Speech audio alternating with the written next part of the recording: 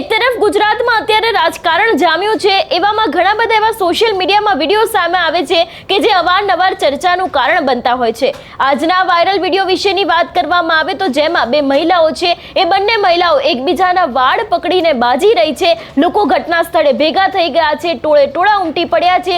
ત્યારે સવાલ ભારતીય જનતા પાર્ટી ઉપર એટલા માટે ઊભા થઈ રહ્યા છે કારણ કે ભાજપના નેતા એવું કહી રહ્યા છે કે અમારી પાર્ટી તો શિસ્તબદ્ધ પાર્ટી છે, તો પછી આ પાર્ટીમાં મહિલાઓ બાથી કેમ રહી છે। વાત કરવામાં આવે આ વિષયને લઈને તો આપણે જોયું હતું કે રાજકોટના નવાગામ આણંદપર વિસ્તારમાં ભારતીય જનતા પાર્ટીની એક ચૂંટણી સભા પૂર્ણ થયા બાદ અફરાતફરીનો માહોલ થયો હતો।